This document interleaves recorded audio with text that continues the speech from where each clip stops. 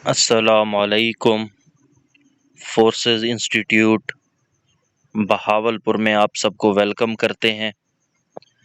Assistant director fisheries जो jobs PPSC के through आई थी, उसके सेशन में आज हमारा लेक्चर नंबर 9 है। इससे पहले हम 8 लेक्चर फिशरीज के, ज़ूलॉजी के और जी के साथ में कवर कर चुके हैं और उनके टेस्ट भी हम ले चुके हैं।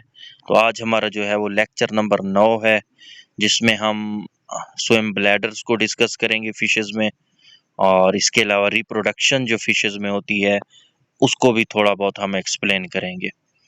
तो अगर आप लोगों ने हमारा ग्रुप ज्वाइन करना है तो यहाँ पे आपके सामने नंबर दिया गया है, इस नंबर पे आप रब्ता कर सकते हैं और हमारे ग्रुप में हमारे साथ आके तैयारी कर सकते हैं।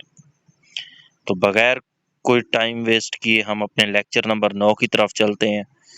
तो स्विम ब्लैडर आज हमने डिस्कस करना है। तो स्विम ब्लैडर को डिस्कस करने से पहले, ये जो स्विम ब्लैडर्स होते हैं फिशेस में, ये किस काम आते हैं? ये बेसिकली बियॉन्सी, आप कह सकते हैं फिशेस में जो बियॉन्सी होती है वो बेसिकली कौन करवा रहा होता है? स्विम ब्लैडर करवाता है। अब ये जो बियॉन्सी है, बियॉन्सी किसको कहते हैं? बेसिकली हम कह सकते हैं कि एबिलिटी, किसी भी चीज़ के तैरने और डूबने की जो सलाहियत है वो बियॉन्सी कहलाती है। अब ये जो फिशेस हैं ये पानी में तैरती रहती हैं, तो इस वजह से हम ये कह सकते हैं कि ये उनकी बियॉन्सी है। अब ये पानी में जो तैरती रहती हैं फिशेस, उनके अंदर ये जो बियॉन्सी पाई जाती है, ये किस वजह से होती है? क्योंकि low density compound in tissues, जो फिशेस हैं उनके जो टिश्यूज हैं उनमें लो डेंसिटी, आप कह सकते हैं, कंपाउंड्स पाए जाते हैं, जिसकी वजह से ये आसानी से पानी के ऊपर तैर सकती हैं।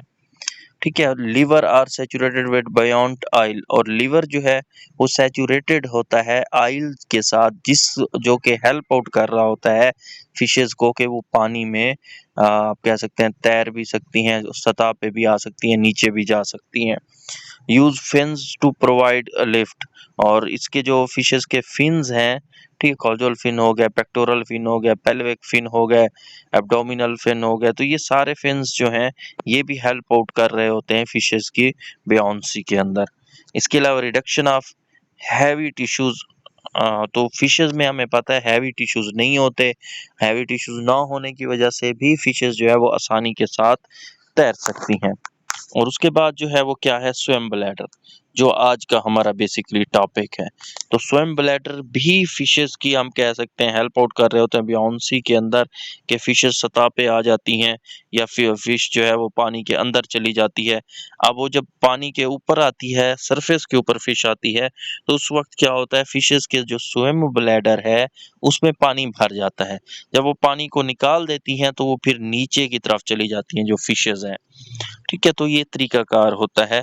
अब स्वयं ब्लैडर की अगर हम बात करें, तो जो स्वयं ब्लैडर है इसको न्यूमेटिक सैक भी कहते हैं। ये एमसीक्यूज आया था पिछले पेपर में कि स्वयं ब्लैडर का दूसरा नाम क्या होता है, तो न्यूमेटिक सैक, ये याद रखिएगा, बहुत अहम एमसीक्यूज है। अब स्वयं ब्लैडर में होता क्या है कि किस तरीके से जो है हम कह सकते हैं हवा जो है वो दाखिल होती है।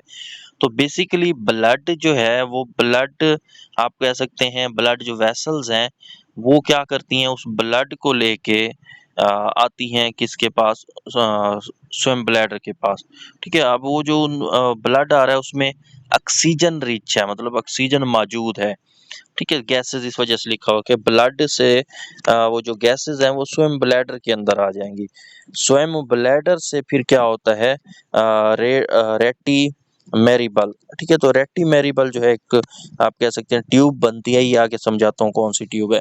ठीक है, तो रेटी मैरीबल जो है वो ट्यूब बनती है, वहां पे आ जाती हैं ये गैसेस वगैरह जो है। ठीक है, सॉरी, गैसेस जो आ रही हैं इसमें ऐसे समझ लें हवा है, ऑक्सीजन है, तो वो ऑक्सीजन या जो हवा है वो हम कह सकते हैं रेटी मैरीबल में। रेटी मैरीबल से फिर पीछे की तरफ देखें तो ओवेल एक, आप कह सकते हैं, एनल टाइप स्ट्रक्चर है ओवेल, जहाँ से बेसिकली हम कह सकते हैं क्या होता है, ये जो हवा है या ऑक्सीजन है उसको इकट्ठा करके दोबारा क्या करती है, वो ब्लड के अंदर डाल देती है। अच्छा, अब इसको अगर मैं दिखाना चाहूँ तो ये अब आपके सामने एक अच्छी सी फिश आ गई, ठीक है। अब ये जो फिश है इसमें आप देखें तो ये ओस्टियो हम कह सकते हैं थाइस फिश है, मतलब बोनी फिश है, आप कह सकते हैं कॉन्ड्रेच या का कार्टिलेज से नहीं बनी हुई बल्कि बोन्स से बनी हुई एक फिश है। अब इस फिश में देखें तो ये जो आपको रेड कलर में नजर आ रहा है, ये लाइन भी दिखाई गई, इसको हम कहते हैं स्विम ब्लैडर। अब होता क्या है, जब फिशेस ने सतह पे आना होता है तो ये इसके अंदर जो है हवा भर लेती हैं, तो ये आसानी से ऐसा समझ लें कि तैरते हुए ऊपर की तरफ उठ के आती हैं। और जब इन्होंने नीचे की तरफ जाना होता है, गोता मारना होता है, गोता करना होता है, तो जैसे ही नीचे की तरफ इन्होंने जो है ना मूव करना होता है तो ये इस स्विम ब्लैडर में से हवा को निकाल देते हैं। अब ये हवा दाखिल होने और हवा जो खारिज होने का तरीकाकार है, ये किस तरीके से फिशेस करती हैं, तो इसको अगर मैं आगे एक छोटी सी डायग्राम में एक्सप्लेन करना चाहूँ तो ये अब आप सबके सामने एक डायग्राम है। अब ये जो डायग्राम है, ये जो आपको गोल खाली सर्कल नजर आ रहा है, ये स्विम ब्लैडर है, ऐसे समझ लें। और इससे ऊपर जो है जो रेड कलर में है, ये क्या है, ब्लड वेसल्स हैं जिनमें खून मौजूद है। अब आप देखें तो ये जो डॉर्सल एओर्टा आ रही है, ये हमारे पास ये डॉर्सल एओर्टा, ये डॉर्सल एओर्टा ब्लड को लेके आप देखें, ये सीधी बिल्कुल लाइन आ रही है, ये बिल्कुल ट्यूब आ रही है, यहाँ पे आके ये नीचे की तरफ मुड़ती है और कहाँ पे आ जाती है, स्विम ब्लैडर के अंदर। तो डॉर्सल एओर्टा से जो ब्लड है, जिसके अंदर ऑक्सीजन, जिसके अंदर हवा मौजूद है, वो हवा जो है, ऑक्सीजन जो है, वो इस स्विम ब्लैडर में दाखिल होती है। सेम दूसरी ट्यूब आप देखें तो वो भी ब्लड वेसल है, वो लीवर के थ्रू इस स्विम ब्लैडर में अटैच होती है। तो लीवर से भी आ रही है और डॉर्सल एओर्टा से भी जो है वो हम कह सकते हैं ब्लड जो है, जिसमें हवा है, जिसमें ऑक्सीजन है, वो मूव किया जा रहा है, या आप कह सकते हैं आ रहा है किसमें, स्विम ब्लैडर में। अब जैसे ही स्विम ब्लैडर हवा से भर जाता है तो पीछे की तरफ आप देखें तो ओवेल है। अब ये ओवेल है, एक सुराख है।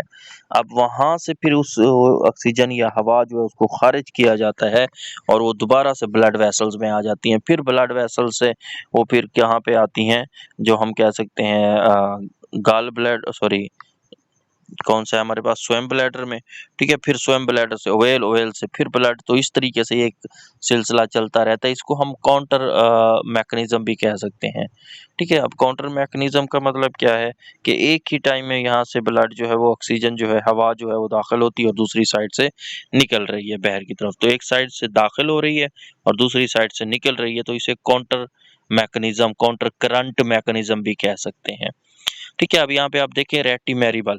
अब यहाँ पे ये जो डॉर्सल एओर्टा है और वेंट्रल एओर्टा है, ये जो दो ट्यूब्स हैं, ये इकट्ठी हो रही हैं स्विम ब्लैडर के अंदर, जिसे हम रेटी मैरीबल कहते हैं, ठीक हो गया। तो ये आपके पास था जी swim bladder.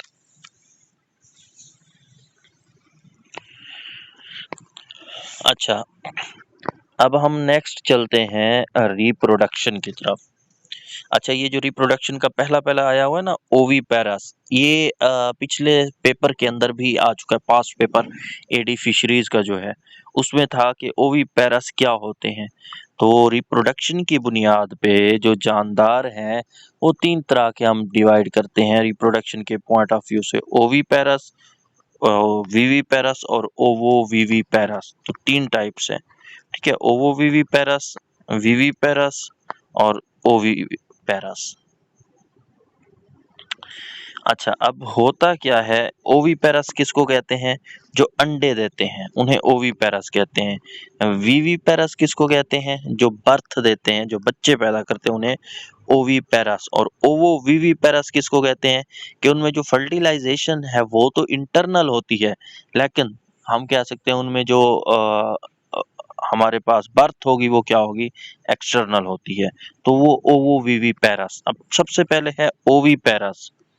Eggs develop outside the body, mostly fishes में यही होता है कि जो एग्स हैं उनको क्या करती हैं, बॉडी से बाहर निकालती हैं, बाहर डेवलप करती हैं। एक्सटर्नल फर्टिलाइजेशन होती है, जैसा कि राहू मोरी। अब राहू मोरी हमारे पास क्या है, ओवी पैरास। तो ओविपोरस जो है, सॉरी ओविपेरस जो है हमारे पास कौन सी होती हैं, जो eggs develop outside the body, और ये मोस्टली फिशेस में ऐसा होता है। एक्सटर्नल फर्टिलाइजेशन क्योंकि फिशेस में होती है, तो वो क्या होता है, मेल स्पर्म्स और फीमेल जो है वो एग निकालते हैं, तो वो दोनों पानी में ही अटैच हो जाते हैं। वहाँ पे ही हम कह सकते हैं क्या होता है हमारे पास बाकी प्रोसेस होता है। तो ये हमारे पास ओवीपेरस होते हैं, जैसे राहु, मोरी। अच्छा, नेक्स्ट हमारे पास है viviparous, egg develop in placenta. तो इनमें जो एग है वो प्लेसेंटा में ही डेवलप होता है, जैसे कि शार्क हो गई, ठीक है। और ये क्या करते हैं, गिव बर्थ, तो ये बेबी पैदा करते हैं। इनमें जो फर्टिलाइजेशन है वो कौन सी होती है, इंटरनल होती है। तो इनमें जो फर्टिलाइजेशन आपको मिलेगी वो इंटरनल होगी। नेक्स्ट हमारे पास है ovoviviparous, egg develop into modified oviduct. तो जो एग होता है वो बेसिकली कहाँ पे डेवलप होता है, मॉडिफाइड ओविडक्ट के अंदर, जैसा कि अलिस्मो ब्रांच हो गई। इसमें फर्टिलाइजेशन भी क्या होती है बच्चों, इंटरनल होती है, ठीक है। ओवोविविपेरस में भी, विविपेरस में भी, लेकिन ओविपेरस के अंदर क्या होती है, एक्सटर्नल फर्टिलाइजेशन होती है। अच्छा, अब नेक्स्ट हम बात करें रिप्रोडक्शन के लिहाज से, तो आप यहाँ पे आप देखें, आपको ये एक स्ट्रक्चर नज़र आ रही है, जो हमारे पास क्या है, मेल जेनिटल अपर्चर, ठीक है। तो मतलब ये मेल है, बेसिकली मेल पार्ट है किसका, फिशेस के अंदर। अब ये जो मेल पार्ट है, इसमें एक साइड पे सबसे पहले देखें तो ये आपको जो नज़र आ रही है ये किडनी है, ठीक है। अब ये किडनी के अंदर ही क्या बने हुए हैं, यूरेटर बने हुए हैं, और किडनी से ऊपर जो है उसको किडनी कैप कहा जाता है। ये किडनी की कैप है एक तरह की, ठीक है। अब ये जो किडनी के अंदर यूरेटर है, ये यूरेटर आके कहाँ पे खुलता है, बेसिकली यूरोडक्ट के अंदर, ये जो नीचे वाली जिसे यूरोडक्ट कहते हैं, ठीक है। तो यूरिनरी ब्लैडर से होता हुआ किडनी, किडनी से यूरेटर, यूरेटर से यूरिनरी ब्लैडर, यूरिनरी ब्लैडर जो है ये यूरिनरी आप कह सकते हैं डक के अंदर खुलता है। ये जो डक है फिर कहाँ पे चली जाती है, मेल वाले हिस्से में। अब ये जो है ये हमारे पास कौन सा है, मेल पोर्शन है। तो ये सबसे ऊपर टेस्टीज हो गए, उन टेस्टीज के अंदर देखा जाए तो स्पर्म डक आ रही है, ये जो ट्यूब आ रही है स्पर्म डक कहते हैं।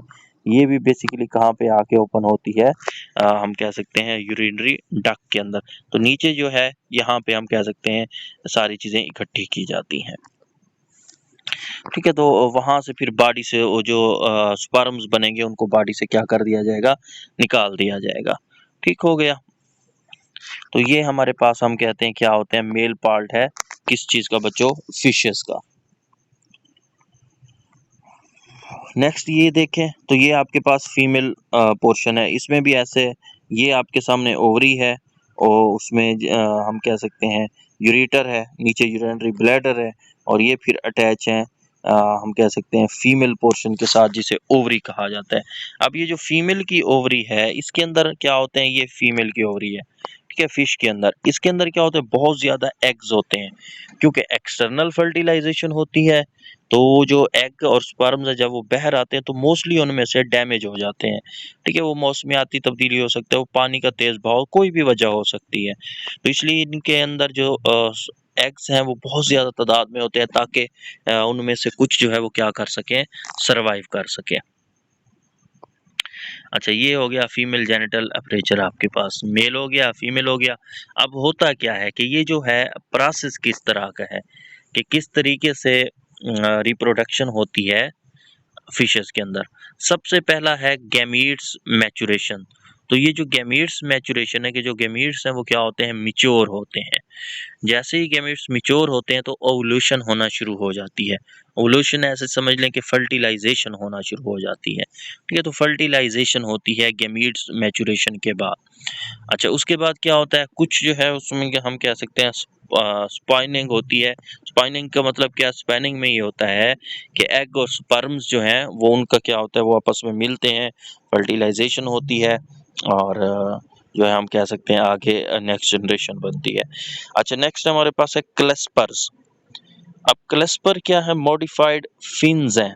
वैसे तो फिशेस में एक्सटर्नल फर्टिलाइजेशन होती है, ठीक है, लेकिन ये है कि कुछ फिशेस में क्लस्पर्स मौजूद होते हैं। ये क्लस्पर्स क्या करते हैं, ये बेसिकली मॉडिफाइड फिन्स हैं जो ऐसे समझ लें कि मेल से फीमेल्स में स्पर्म्स ट्रांसफर करने के लिए इस्तेमाल होते हैं, तो वो क्लस्पर्स कहलाते हैं। तो फिशेस, कुछ फिशेस में ऐसे होता है कि स्पर्म्स जो है वो फीमेल की बॉडी में भी ट्रांसफर किए जाते हैं, और वो किस तरह से होते हैं, क्लस्पर्स की मदद से। उसके बाद है ब्रोडिंग। ब्रूडिंग किसको कहते हैं, ब्रूडिंग कहते हैं कि कुछ फिशेज ऐसी हैं जो अपने बच्चों को, या आप कह सकते हैं एग जो है वो अपने मुंह में रखती हैं, और जब वो बच्चे थोड़ा बड़े हो जाते हैं फिर उनको अपने मुंह से बाहर निकालती है। जैसा कि हमारे पास क्या है, सी हॉर्सेज हैं। तो ये जो सी हॉर्सेज हैं ये ब्रूडिंग करते हैं। नेक्स्ट हमारे पास है नेस्ट। तो कुछ फिशेज ऐसी हैं जो नेस्ट बनाती हैं, घोंसला बनाती हैं एक तरह का, जिसमें हमारे पास क्या है, स्टिकल बैक। तो स्टिकल बैक जो है ये क्या है, नेस्ट बनाती हैं। स्कूल्स, ठीक है। तो नेक्स्ट हमारे पास स्कूल्स के कुछ जो फिशेस के ग्रुप्स होते हैं, उनको हम क्या कहते हैं, बेसिकली स्कूल्स का नाम देते हैं। अच्छा, नेक्स्ट हमारे पास है यूनिसेक्सुअलिटी। ठीक है, तो यूनिसेक्सुअलिटी ये बेसिकली ऑल फीमेल्स जो है ना, कुछ फिशेस ऐसी हैं जो क्या होती है, मुकम्मल तौर पर पूरी जिंदगी वो फीमेल्स होती हैं, उनमें मेल नहीं होते हैं, जिन्हें हम यूनिसेक्सुअलिटी कहते हैं। यूनि मतलब एक, सेक्स मतलब हम कह सकते हैं गेमीट्स मतलब मेल या फीमेल। तो इसमें सारी फीमेल्स होती हैं। ऐसे समलेंज में पार्थिनोजेनेसिस होती है। पार्थिनोजेनेसिस किसको कहते हैं, बेसिकली विदाउट फर्टिलाइजेशन जो फ्रूट्स का बनना पार्थिनोजेनेसिस कहलाता है। तो यहाँ पे भी आप ऐसे ही समझ लें, ऑल फीमेल्स हैं, हैप्लाइड जो है ना एग होते हैं, तो यूनिसेक्सुअलिटी कहलाते हैं, करते हैं, सॉरी, पार्थिनोजेनेसिस करते हैं। पार्थिनोजेनेसिस नेक्स्ट तादाद बढ़ाते हैं, जिसमें बेस्ट एग्जांपल क्या है, पी फार्मोसा। तो पी फार्मोसा जो है ये यूनिसेक्सुअलिटी करते हैं। अच्छा, नेक्स्ट हमारे पास है हर्माफ्रोडाइट। तो कुछ फिशेस हर्माफ्रोडाइट होती हैं। अब हर्माफ्रोडाइट किसको कहते हैं, हर्माफ्रोडाइट जिसमें मेल और फीमेल एक ही ऑर्गेनिज्म के अंदर हो। ये मतलब बाइसेक्सुअल भी आप हर्माफ्रोडाइट को कह सकते हैं कि बाइसेक्सुअल है, इसमें मेल और फीमेल दोनों जो करेक्टर्स हैं वो एक ही फिश के अंदर मौजूद हैं। अब इसकी बाइसेक्सुअल की दो टाइप्स हैं, या हर्माफ्रोडाइट की दो टाइप्स हैं, प्रोटोगैमनी और प्रोटोएंड्री। प्रोटोगैनी, गैनी का मतलब क्या है, फीमेल। के पहले तो वो जो ऑर्गेनिज्म है वो फीमेल बनता है, उसके बाद प्रोटोएंड्री, उसके बाद क्या बनता है, मेल बनता है। तो मेल और फीमेल दोनों करैक्टर एक ही ऑर्गेनिज्म के अंदर मौजूद होते हैं। तो ये हम कहते हैं प्रोटो एंड्री हमारे पास, और प्रोटोगैनी हो गया। तो ये था आज का हमारा टॉपिक, जिसमें हमने रिप्रोडक्शन और स्विम ब्लैडर्स जो है ना उनको डिस्कस किया है, ये किस तरीके से काम करते हैं। और रिप्रोडक्शन के अंदर हमने यूनिसेक्सुअलिटी, हर्माफ्रोडाइट, बाइसेक्सुअल, प्रोटोगैनी, प्रोटोएंड्री, ये सारी चीज़ें डिस्कस की हैं। क्लस्पर्स हो गए, ब्रूडिंग हो गए, ठीक है, एवोल्यूशन हो गई, गेमीट्स मैचुरेशन हो गई। इसके अलावा ये हमारे पास ओवरी हो गई। इसी तरीके से ओवरी के साथ यहाँ पे ऊपर देखें तो किडनी के साथ क्या है, टेस्टीज हैं दो, जिनमें स्पर्म डक है, और सारे स्पर्म जो है वो इकट्ठे किए जाते हैं। तो ये मेल जेनिटल एनस हमारे पास हो गया। ठीक है, इसी तरीके से ओवोविविपेरस क्या है, ओविपेरस क्या है, और विविपेरस क्या है, तो ये सारी चीजें हम डिस्कस आज कर चुके हैं। ठीक है, तो ये आपके सामने है, स्विम ब्लैडर है, इसको भी अभी एक्सप्लेन हम करके गए हैं। इसके अलावा अगर आप लोगों का किसी भी किस्म का आज वाले टॉपिक से रिलेटेड सवाल है तो आप हमें इस नंबर पे राब्ता करके बता सकते हैं, इंशाल्लाह आपको उसका प्रॉपर और अच्छा जवाब दिया जाएगा। तो ये था आज का हमारा लेक्चर नंबर 9, और आप सबका बहुत शुक्रिया। थैंक यू एंड अल्लाह हाफिज़।